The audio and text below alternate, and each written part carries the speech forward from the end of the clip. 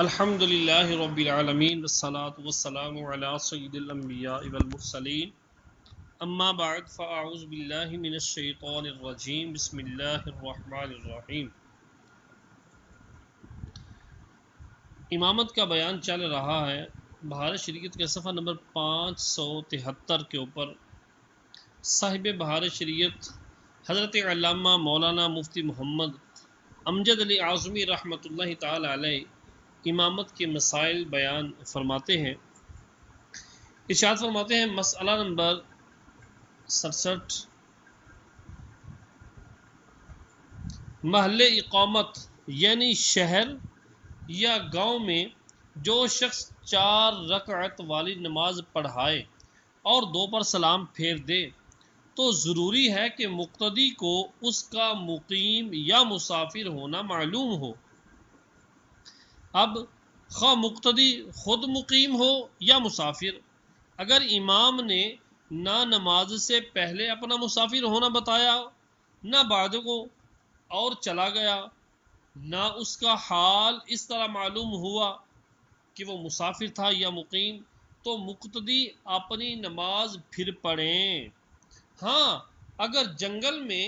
یا منزل پر 2 پڑھ کر چلا گیا تو ان کی نماز ہو جائے گی اور یہی سمجھا جائے گا کہ وہ امام مسافر تھا۔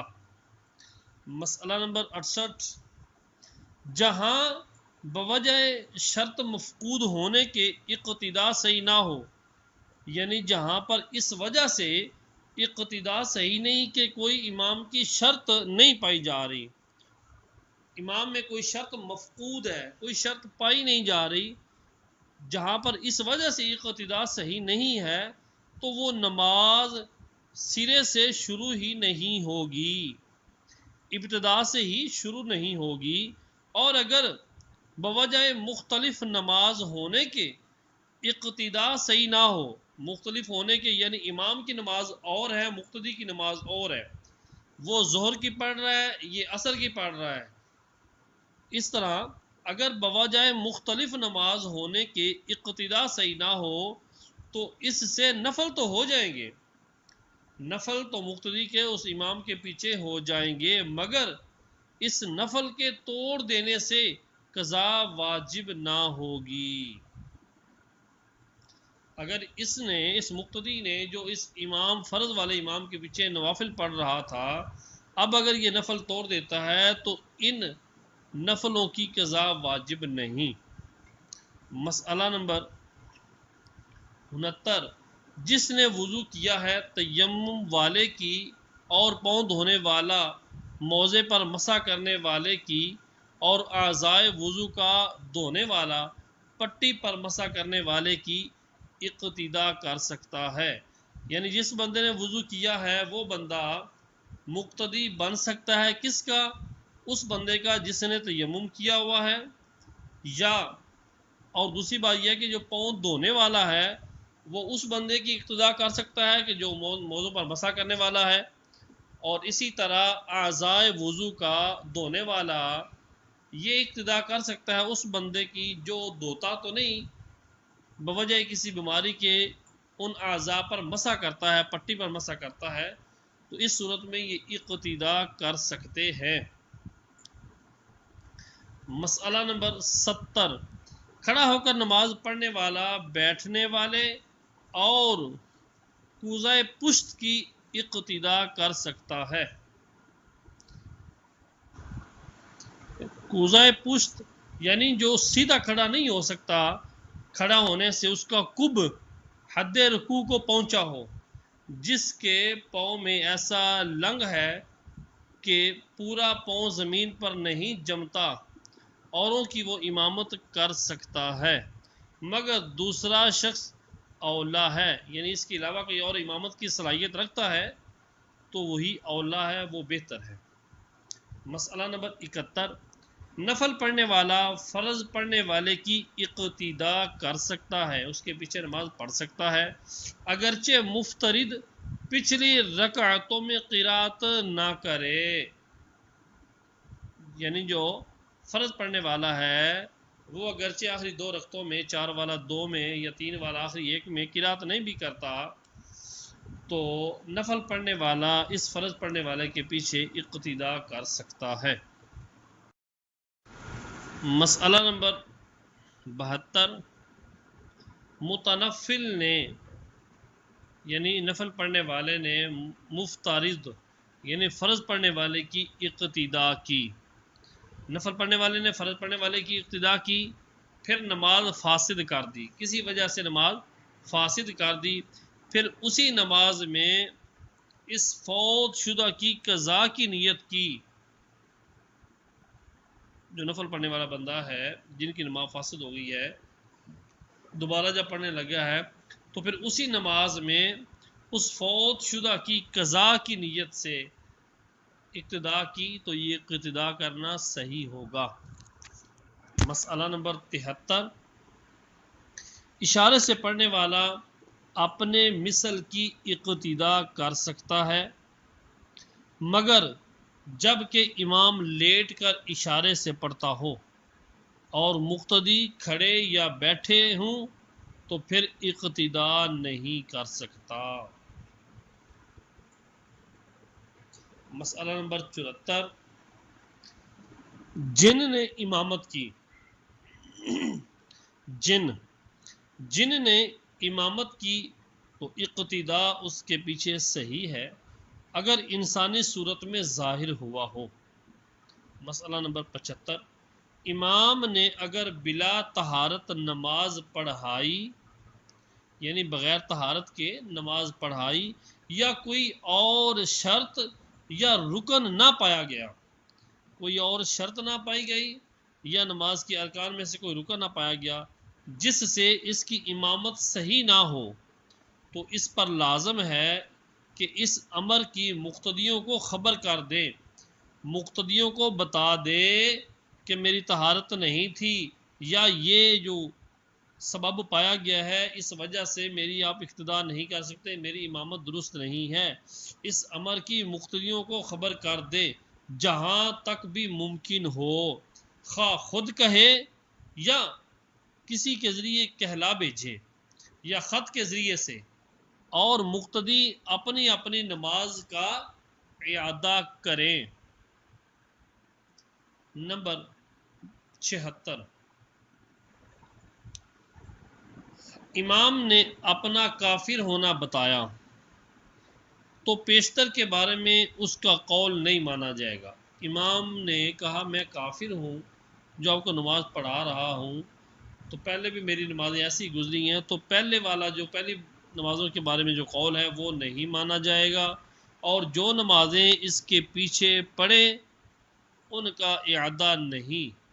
یعنی جو پڑھ چکے ہیں، جو اعادہ پڑھی، جو نمازیں پہلے اس کے پیچھے پڑھی ہیں ان کا اعادہ نہیں۔ ہاں اب وہ بے شک مرتد ہو گیا ہے مگر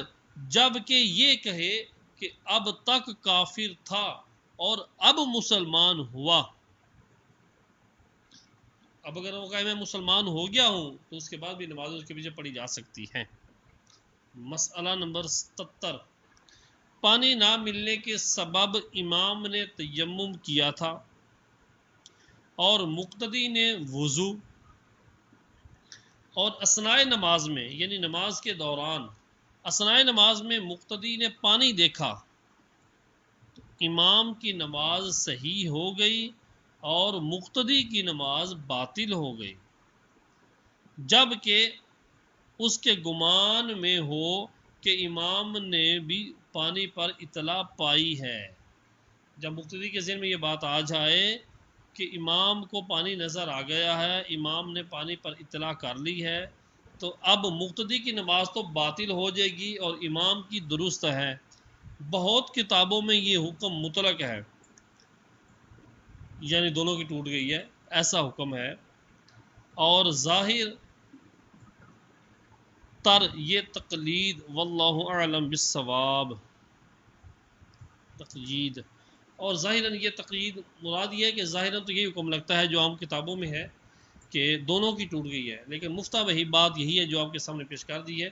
مقتدی کی ٹوٹ جائے گی، امام کی نماز ہو جائے گی۔ صفحہ نمبر 574 پر جماعت کا بیان ہے، جس کے بارے میں کچھ احادیث آپ کے سامنے پیش کرتا ہوں۔ حدیث نمبر 1 بخاری و مسلم و مالک و ترمذی و نسائی و ابن عمر رضی اللہ تعالی عنہما سے روایت کرتے ہیں کہ رسول اللہ صلی اللہ تعالی علیہ وآلہ وسلم فرماتے ہیں، نماز جماعت تنہا پڑھنے سے نماز جماعت تنہا پڑھنے سے 27 درجہ بڑھ کر ہے۔ یعنی اگر کوئی بندہ جماعت سے نماز پڑھتا ہے تو اس کو گویا کہ 27 درجے زیادہ ثواب ملے گا جماعت کے ساتھ، تنہا پڑھتا ہے تو ایک ہی۔ حدیث نمبر 2 مسلم، ابو داؤد و نسائی و ابن ماجہ نے روایت کی کہ عبداللہ بن مسعود رضی اللہ تعالیٰ عنہ کہتے ہیں کہ ہم نے اپنے کو اس حالت میں دیکھا کہ نماز سے پیچھے نہیں رہتا۔ اللہ اکبر۔ مگر کھلا منافق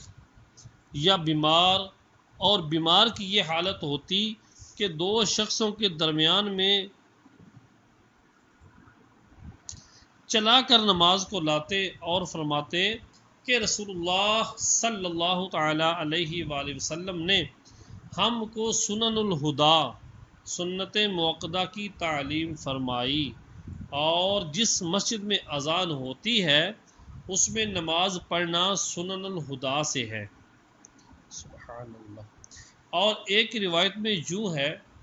کہ جسے یہ اچھا معلوم ہو کہ کل خدا سے مسلمان ہونے کی حالت میں ملے تو 5 نمازوں پر محافظت کرے۔ جب ان کی اذان کہی جائے کہ اللہ تعالیٰ نے تمہارے نبی کے لیے سنن الہدا مشروع فرمائی اور یہ سنن الہدا سے ہے، اور اگر تم نے اپنے گھروں میں پڑھ لی جیسے یہ پیچھے رہ جانے والا اپنے گھر میں پڑھ لیا کرتا ہے، تو تم نے اپنے نبی کی سنت چھوڑ دی، اور اگر اپنے نبی کی سنت چھوڑو گے تو گمراہ ہو جاؤ گے۔ اور ابو داؤد کی روایت میں ہے کافر ہو جاؤ گے۔ اور جو شخص اچھی طرح طہارت کرے پھر مسجد کو جائے تو جو قدم چلتا ہے ہر قدم کے بدلے اللہ تعالی نیکی لکھتا ہے اور درجہ بلند کرتا ہے اور گناہ مٹا دیتا ہے۔ حدیث نمبر 3 نسائی و ابن خزیمہ اپنی صحیح میں عثمان رضی اللہ تعالی عنہ سے راوی ہے کہ فرماتے ہیں صلی اللہ تعالی علیہ وآلہ وسلم، جس نے کامل وضو کیا پھر نماز فرض کے لیے چلا اور امام کے ساتھ پڑھی، اس کے گناہ بخش دیے جائیں گے۔ حدیث نمبر 4 طبرانی ابو امامہ رضی اللہ تعالی عنہ سے راوی ہے کہ حضور صلی اللہ علیہ وآلہ وسلم فرماتے ہیں، اگر یہ نماز جماعت سے پیچھے رہ جانے والا جانتا کہ اس جانے والے کے لیے کیا ہے تو گھسیٹتا ہوا حاضر ہوتا۔ حدیث نمبر 5 اور 6 ترمذی انس رضی اللہ تعالی عنہ سے راوی کہ فرماتے ہیں صلی اللہ علیہ وآلہ وسلم، جو اللہ کے لیے 40 دن بعد جماعت پڑھے اور تکبیر اولیٰ پائے، اس کے لیے 2 آزادیاں لکھ دی جائیں گی، ایک نار سے دوسری نفاق سے۔ ابن ماجہ کی روایت حضرت عمر بن خطاب رضی اللہ تعالی عنہ سے ہے کہ حضور صلی اللہ علیہ وآلہ وسلم فرماتے ہیں، جو شخص 40 راتیں مسجد میں جماعت کے ساتھ پڑھے کہ عشاء کی تکبیر اولیٰ فوت نہ ہو،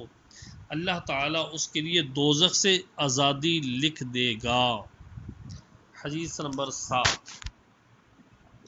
ترمذی و ابن عباس رضی اللہ تعالی عنہما سے روایت کرتے ہیں، فرماتے ہیں صلی اللہ علیہ وآلہ وسلم، رات میرے رب کی طرف سے ایک آنے والا آیا، اور ایک روایت میں ہے میں نے اپنے رب کو نہایت جمال کے ساتھ تجلی فرمائے ہوئے دیکھا، اس نے فرمایا اے محمد صلی اللہ علیہ وسلم، میں نے عرض کی لبیک و سعدیک، اس نے فرمایا تمہیں معلوم ہے ملا اعلیٰ یعنی ملائکہ مقربین کس امر میں بحث کرتے ہیں؟ میں نے عرض کی نہیں جانتا۔ اس نے یعنی اللہ تعالیٰ نے اپنا دست قدرت میرے شانوں کے درمیان رکھا، میرے کندھوں کے درمیان رکھا، یہاں تک کہ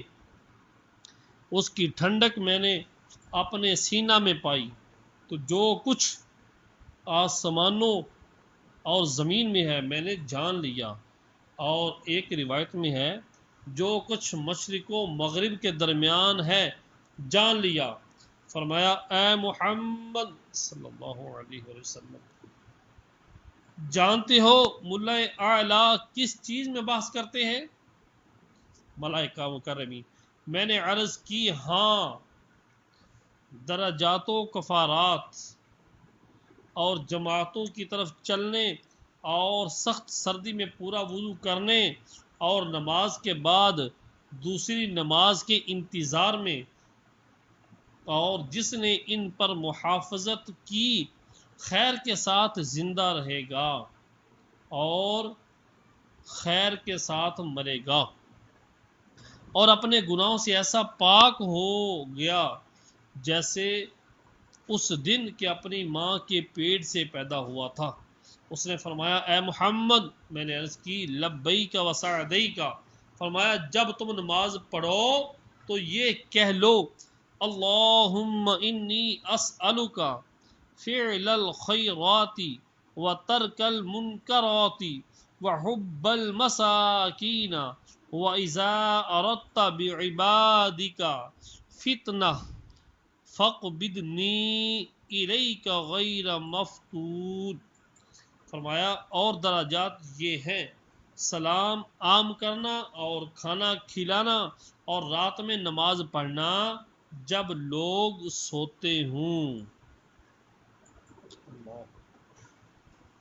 حدیث نمبر 8 اور 9،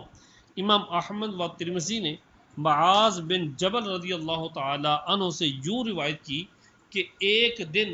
صبح کی نماز کو تشریف لانے میں دیر ہوئی، یہاں تک کہ قریب تھا کہ ہم آفتاب دیکھنے لگے کہ جلدی کرتے ہوئے تشریف لائے۔ اقامت ہوئی اور مختصر نماز پڑھی، سلام پھیر کر بلند آواز سے فرمایا سب اپنی اپنی جگہ پر رہو، میں تمہیں خبر دوں گا کہ کس چیز نے صبح کی نماز میں آنے سے روکا۔ میں رات میں اٹھا، وضو کیا اور جو مقدر تھا نماز پڑھی، پھر میں نماز میں اونگا۔ اس کے بعد اسی کی مثل واقعات بیان فرمائے، اور اس روایت میں یہ ہے کہ اس کے دست قدرت رکھنے سے ان کی خن کی یعنی ٹھنڈک میں نے اپنے سینہ میں پائی تو مجھ پر ہر چیز روشن ہو گئی اور میں نے پہچان لی۔ اور اس روایت میں یہ بھی ہے کہ اللہ تعالی نے فرمایا کفارات کیا ہے؟ میں نے عرض کی جماعت کی طرف چلنا اور مسجدوں میں نمازوں کے بعد بیٹھنا اور سختیوں کے وقت کامل وضو کرنا۔ اس کے آخر میں رسول اللہ صلی اللہ تعالی علیہ وسلم نے فرمایا یہ حق ہے، اسے پڑھو اور سیکھو۔ ترمذی نے کہا یہ حدیث صحیح ہے۔ میں نے محمد بن اسماعیل یعنی بخاری سے اس حدیث کے متعلق سوال کیا تو جواب دیا گیا کہ یہ حدیث صحیح ہے، اور اسی کی مثل دارمی و ترمذی نے عبد الرحمن بن عائش رضی اللہ تعالی عنہ سے روایت کی۔ حدیث نمبر 10، ابو داؤد و نسائی و حاکم ابو ہریرہ رضی اللہ تعالی عنہ سے راوی فرماتے ہیں صلی اللہ تعالی علیہ وآلہ وسلم جو اچھی طرح وضو کر کے مسجد کو جائے اور لوگوں کو اس حالت میں پائے کہ نماز پڑھ چکے تو اللہ تعالیٰ اسے بھی جماعت سے پڑھنے والوں کی مثل ثواب دے گا اور ان کے ثواب سے کچھ کم نہ ہوگا۔ حاکم نے کہا یہ حدیث مسلم کی شرط پر صحیح ہے۔ حدیث نمبر 11، امام احمد و ابو داود و نسائی و حاکم اور ابن خزیمہ اور ابن حبان اپنی صحیح میں ابی بن کعب رضی اللہ تعالی عنہ سے راوی ایک دن صبح کی نماز پڑھ کر نبی صلی اللہ علیہ وسلم نے ارشاد فرمایا، آیا فلاں حاضر ہے؟ لوگوں نے عرض کی نہیں۔ فرمایا فلاں حاضر ہے؟ لوگوں نے عرض کی نہیں۔ فرمایا یہ دونوں نمازیں منافقین پر بہت گراں ہے، بھاری ہیں، اگر جانتے کہ ان میں کیا ثواب ہے تو گھٹنوں کے بل گھسٹتے ہوئے آتے، اور بے شک پہلی صف فرشتوں کی صف کے مثل ہے، اور اگر تم جانتے کہ اس کی فضیلت کیا ہے تو اس کی طرف سبقت کرتے۔ مرد کی ایک مرد کے ساتھ نماز بنسبت تنہا کے زیادہ پاکیزہ ہے، اور دو کے ساتھ بنسبت ایک کے زیادہ اچھی، اور جتنے زیادہ ہوں اللہ عز و جل کے نزدیک زیادہ محبوب ہیں۔ یحییٰ بن معین اور زہلی کہتے ہیں کہ یہ حدیث صحیح ہے۔ حدیث نمبر 12 صحیح مسلم میں حضرت عثمان رضی اللہ تعالی عنہ سے مروی کہ فرماتے ہیں صلی اللہ علیہ وآلہ وسلم، جس نے با جماعت عشاء کی نماز پڑھی گویا آدھی رات قیام کیا، اور جس نے فجر کی نماز جماعت سے پڑھی گویا پوری رات قیام کیا۔ اسی کی مثل ابو داؤد و ترمذی و ابن خزیمہ نے روایت کی۔ حدیث نمبر 13 بخاری و مسلم ابو ہریرہ رضی اللہ تعالی عنہ سے راوی فرماتے ہیں صلی اللہ علیہ وآلہ وسلم، منافقین پر سب سے زیادہ گراں نماز عشاء اور فجر ہے، اور جانتے کہ اس میں کیا ہے تو گھسٹتے ہوئے آتے، اور بے شک میں نے قصد کیا کہ نماز قائم کرنے کا حکم دوں، پھر کسی کو امر فرماؤں کہ لوگوں کو نماز پڑھائے، اور میں اپنے ہمراہ کچھ لوگوں کو جن کے پاس لکڑیوں کے گٹھے ہوں ان کے پاس لے کر جاؤں جو نماز میں حاضر نہیں ہوتے، اور ان کے گھر ان پر آگ سے جلا دوں۔ امام احمد نے انہی سے روایت کی کہ فرماتے ہیں اگر گھروں میں عورتیں اور بچے نہ ہوتے تو نماز عشاء قائم کرتا اور جوانوں کو حکم دیتا کہ جو کچھ گھروں میں ہے آگ سے جلا دیں۔ حدیث نمبر 14 امام مالک نے ابو بکر بن سلیمان رضی اللہ تعالی عنہ سے روایت کی کہ امیر المومنین فاروق اعظم رضی اللہ تعالی عنہ نے صبح کی نماز میں سلیمان بن ابی حثمہ رضی اللہ تعالی عنہ کو نہیں دیکھا۔ بازار تشریف لے گئے، راستہ میں سلیمان کا گھر تھا، ان کی ماں شفا کے پاس تشریف لے گئے کہ صبح کی نماز میں نے سلیمان کو نہیں پایا۔ انہوں نے کہا رات میں نماز پڑھتے رہے، پھر نیند آ گئی۔ فرمایا کہ صبح کی نماز جماعت سے پڑھو، یہ میرے نزدیک اس سے بہتر ہے کہ رات میں قیام کروں۔ حدیث نمبر 15 ابو داؤد و ابن ماجہ ابن حبان و ابن عباس رضی اللہ تعالی عنہ سراوی فرماتے ہیں صلی اللہ علیہ وسلم، جس نے اذان سنی اور آنے سے کوئی عذر مانے نہیں، اس کی وہ نماز مقبول نہیں۔ لوگوں نے عرض کی عذر کیا ہے؟ فرمایا خوف یا مرض۔ اور ایک روایت میں ابن حبان و حاکم کی انہی سے ہے، جو اذان سنے اور بلا عذر حاضر نہ ہو اس کی نماز ہی نہیں۔ حاکم نے کہا یہ حدیث صحیح ہے۔ حدیث نمبر 16 احمد و ابو داود و نسائی و ابن خزیمہ ابن حبان و حاکم ابو دردہ رضی اللہ تعالی عنہ سے راوی کہ فرماتے ہیں صلی اللہ علیہ وآلہ وسلم، کسی گاؤں یا بادیہ میں 3 شخص ہوں اور نماز نہ قائم کی گئی مگر ان پر شیطان مسلط ہو گیا، تو جماعت کو لازم جانو کہ بھیڑیا اسی بکری کو کھاتا ہے جو ریوڑ سے دور ہو۔ حدیث نمبر 17 تا 20 ابو داؤد و نسائی نے روایت کی کہ عبداللہ ابن ام مکتوم رضی اللہ تعالی عنہ نے عرض کی یا رسول اللہ عز و جل صلی اللہ تعالی علیہ وآلہ وسلم، مدینہ میں موذی جانور بکثرت ہیں اور میں نبینہ ہوں، تو کیا مجھے رخصت ہے کہ گھر پڑھ لوں؟ فرمایا حی علی الصلاح حی علی الفلاح، سنتے ہو؟ عرض کی ہاں۔ فرمایا تو حاضر ہو۔ اسی کی مثل مسلم نے ابو ہریرہ سے اور طبرانی نے کبیر میں ابو امامہ سے اور احمد و ابو یعلا اور طبرانی نے اوس میں اور ابن حبان نے جابر رضی اللہ تعالیٰ عنہ سے روایت کی۔ حدیث نمبر 21 ابو داؤد و ترمذی ابو سعید خدری رضی اللہ تعالیٰ عنہ سے راوی کہ ایک صاحب مسجد میں حاضر ہوئے اس وقت کہ رسول اللہ صلی اللہ تعالیٰ علیہ وسلم نماز پڑھ چکے تھے۔ فرمایا ہے کوئی کہ اس پر صدقہ کرے، یعنی اس کے ساتھ نماز پڑھ لے کہ اسے جماعت کا ثواب مل جائے۔ ایک صاحب یعنی ابو بکر صدیق رضی اللہ تعالیٰ عنہ نے ان کے ساتھ نماز پڑھی۔ حدیث نمبر 22 ابن ماجہ ابو موسیٰ اشعری رضی اللہ تعالیٰ عنہ سے راوی کے فرماتے ہیں 2 اور 2 سے زیادہ جماعت ہے۔ نمبر 23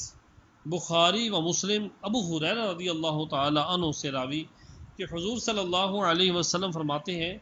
اگر لوگ جانتے کہ اذان اور صف اول میں کیا ہے، پھر قرآ بغیر قرآ ڈالے نہ پاتے تو اس پر قرآن اندازی کرتے۔ حدیث نمبر 24 امام احمد و طبرانی ابو امامہ رضی اللہ تعالیٰ عنہ سے راوی کہ حضور صلی اللہ علیہ وسلم فرماتے ہیں کہ اللہ عز و جل اور اس کے فرشتے صف اول پر درود بھیجتے ہیں۔ لوگوں نے عرض کی اور دوسری صف پر؟ فرمایا اللہ عز و جل اور اس کے فرشتے صف اول پر درود بھیجتے ہیں۔ لوگوں نے عرض کی اور دوسری پر؟ فرمایا اور دوسری پر، اور فرمایا صفوں کو برابر کرو اور منڈوں کو مقابل کرو اور اپنے بھائیوں کے ہاتھ میں نرم ہو جاؤ اور کشادگیوں کو بند کرو کہ شیطان بھیڑ کے بچے کی طرح تمہارے درمیان داخل ہو جاتا ہے۔ حدیث نمبر 25 بخاری کے علاوہ دیگر صحاح ستہ میں مروی نعمان بن بشیر رضی اللہ تعالیٰ عنہما کہتے ہیں کہ رسول اللہ صلی اللہ علیہ وآلہ وسلم ہماری صفیں تیر کی طرح سیدھی کرتے، یہاں تک کہ خیال فرمایا کہ اب ہم سمجھ لیے۔ پھر ایک دن تشریف لائے اور کھڑے ہوئے اور قریب تھا کہ تکبیر کہیں کہ ایک شخص کا سینہ صف سے نکلا دیکھا۔ فرمایا اے اللہ عز و جل کے بندو صفیں برابر کر دیا، اے اللہ عز و جل کے بندو صفیں برابر کرو یا تمہارے اندر اللہ تعالی اختلاف ڈال دے گا۔ بخاری نے بھی اس حدیث کے جزاء خیر کو روایت کیا ہے۔ جزاء خیر۔ حدیث نمبر 26 بخاری و مسلم و ابن ماجہ وغیرہم انس رضی اللہ تعالی عنہ سے راوی فرماتے ہیں کہ صفیں برابر کرو، کہ صفیں برابر کرنا تمام نماز سے ہے، نماز کو مکمل کرنے سے ہے۔ حدیث نمبر 27 امام احمد و ابو داؤد و نسائی و ابن خزیمہ و حاکم ابن عمر رضی اللہ تعالی عنہما سے راوی حضور صلی اللہ علیہ وسلم فرماتے ہیں جو صف کو ملائے گا اللہ تعالی اسے ملائے گا، اور جو صف کو قطع کرے گا اللہ تعالی اسے قطع کر دے گا۔ حاکم نے کہا کہ بشرط مسلم، یعنی مسلم کی شرائط کے ساتھ یہ حدیث صحیح ہے۔